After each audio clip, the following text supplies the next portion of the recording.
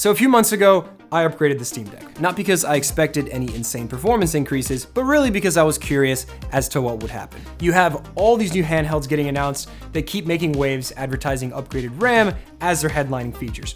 And at the same time, you can buy a brand new laptop from Apple that's $1,500 that only comes with 8 gigs of memory in 2024. Now, to get you fully up to speed, the initial testing was kind of boring. I didn't really notice anything that stood out performance-wise against the normal LCD and OLED, which both have 16 gigs of RAM. Of course, the OLED does have faster memory and offers a performance bump in addition to the higher efficiency 7nm chip, but the upgraded RAM from Samsung that's used in this mod is actually rated at the same speed as the OLED model, but we have double the capacity.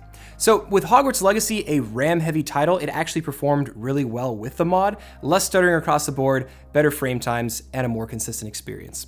Now, once you start lowering the quality of the textures, it starts to make this mod less useful, especially because with an 800p display, you really can't appreciate all the details with higher settings. Same goes with most indie titles I tested out. Pretty even across the board, the OLED just offered more FPS and more battery life. I haven't seen any worse battery life with 32 versus 16, but keep in mind my original model does have some battery degradation. Now, I did test it out briefly with some mods in the older Fallout games, and notice again, more stability, less crashing, which is always a balancing act when you're modding these games. Really and honestly, the only substantial improvement that I've seen was a game that either had a known memory leak issue already, Avatar is really well known for this, or a game that when you pushed it with a ton of mods and ran out of usable memory, having double the capacity would keep the game from crashing. BeamNG was a perfect example of this. At the start, the 32 gig deck just performed in the middle, 5 or 6 FPS over the stock and 5 or 6 under the OLED. Better frame times, but nothing crazy over the OLED model. What I did find interesting is an issue that I noticed with both the stock Steam Decks was completely resolved by this mod. And that was running out of system memory, especially if you downloaded custom vehicle mods that have complex geometry. The game would give me a warning that it was surpassing over 80% of system memory. Now, keep in mind, this is a game that recommends 32 gigs of RAM. So once we hit the threshold where the other decks ran out of memory, the stuttering started and then the games eventually crashed. But the upgraded system had no issue at all.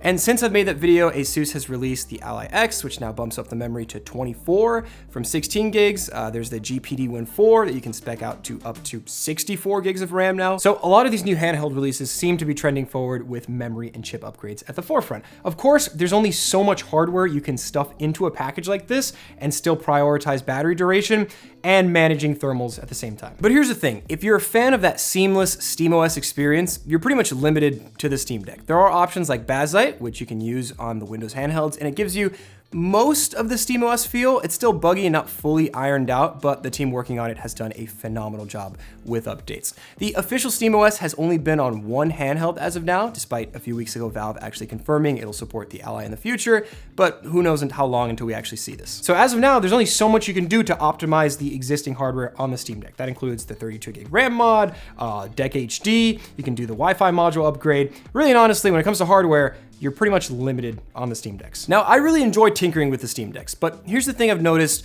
with some of these upgrades. A lot of people feel the need to immediately mod their Steam Decks by using tools like Cryo Utilities, downloading Decky, installing 25 different plugins, messing with the RAM allocation, the UMA buffer size, and the BIOS settings. Even a lot of the tips I mentioned in last year's video are no longer really as relevant because SteamOS is a constantly evolving platform. You don't need Vibrant Deck anymore. The Steam Deck OLED is a better option for 99% of people out there, even when it's head-to-head with a Steam Deck with double the RAM. Now, doesn't mean there are no advantages to this mod. I would say for a very specific use case, someone who uses a Steam Deck as their primary Linux PC and needs more memory, sure. Keep in mind, most of these hardware-related upgrades are fairly involved, like desoldering the stock RAM modules and resoldering in new ones, also using a custom BIOS that will support the new capacity. So, moral of the story is that it's always interesting to experiment with these projects. We learn a lot, and this upgrade is something else for sure. Probably not worth the hassle for most people out there. And the same goes for any modifications to the Steam Deck.